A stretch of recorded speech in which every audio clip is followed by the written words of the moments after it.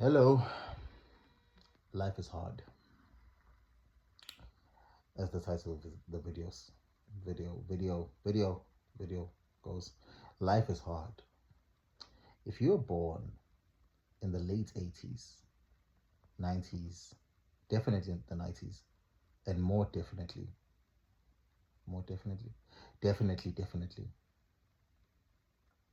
in the 2000s, hey, life is hard, man. Economic life in particular is hard. Life is generally hard, it's like it's not new, but economic life is very hard if you're born in this space. And it's a consequence of a couple of things. One, I'm not going to list everything, but just off the top of my head, the easiest one is that wealth, those in power, have become the slaves of those with money in a very crude and raw and blatant way.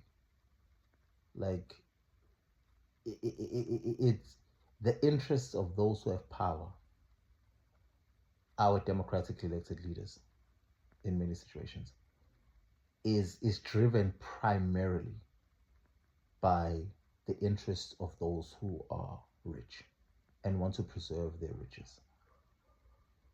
That's the first thing. Capitalism has been allowed to go off the rails, you know. And I'm not one of those uh, cast a wide brush kind of guys or people, but back in the day, capitalism was a managed system. There was an understanding that you couldn't allow it to just run crazy without any restrictions.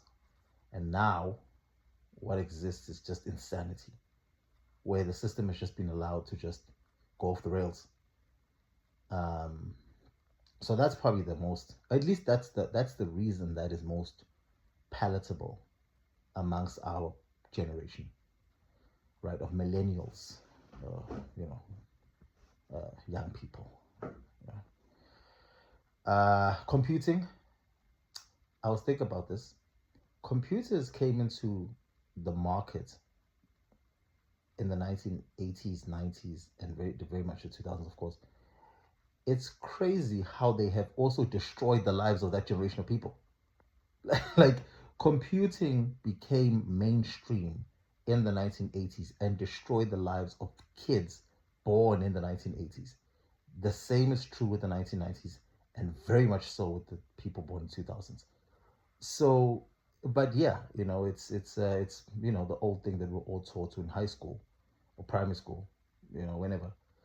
That robots are replacing, one robot can put a car together far quicker than 10 men. So, computers are just have done that, automation. And now we've got AI coming to the pipeline. Yeah, so, apparently it's going to be worse, it's going to be 10 times greater than the fourth industrial revolution and um, and 10 times faster, something like that. Um, Social media, which is ironic given the fact that this video is being made um, in a platform to social media on YouTube. Anyway, but yeah, social media, has made things far worse, and just in terms of perception and psychological components, and then peer pressure and all that stuff, blah blah blah. So yeah, what else?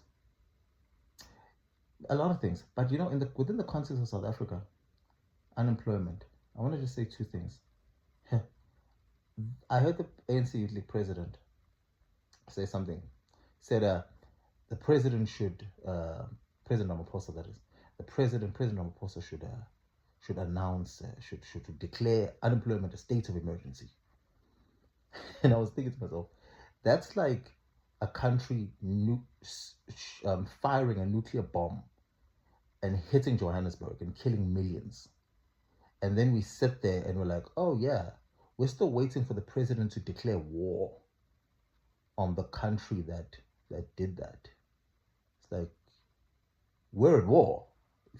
If a country throws a nuclear bomb at you, that's war. Like, you don't need to wait for the president. So the point here being is that we are in a state of emergency. We don't need the president to announce a state of emergency. Oh yeah, well, tell us that we're in a crisis, Mr. President. What? The unemployment rate is like 30 plus percent. 60% of that are people that are below the age of 25. We're in a crisis. Just because leaders want to act like it's not the case doesn't mean it's not. And then there are those who do have jobs, who probably have jobs in industries that they are not educated for, or are not skilled in, or and as a result of which are not getting paid what they should be paid as per their level of education, or those who are in industries that they were educated to be in, but because there's such high levels of competition, their wages are so low, right? So you've got people who are unemployed, misemployed, and underemployed. Yeah, life is hard.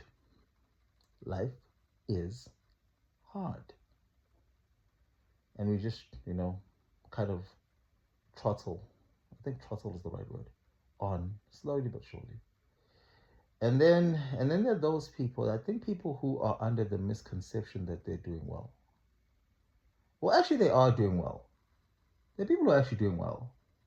But the problem is that those people are such a minority that it is mind-boggling. For many of them, by the way, they're doing as well as like our parents did. It's not like people are living like extravagant lives and doing well. They still can't afford houses. People who've got master's degrees are more educated than their parents or grandparents, and they can't even afford a house. So they're like kind of like, but I can afford my apartment. I pay 7,000 rand, maybe 9,000 rand. I don't know. I can't afford a apartment. I can't. I know that much. So people, I can afford an apartment. So I guess I'm doing okay, which is good, right? But it's so crazy that the basic, like, our parents built houses. When when my dad had the same qualification that I have, he became a principal of a school. It was considered a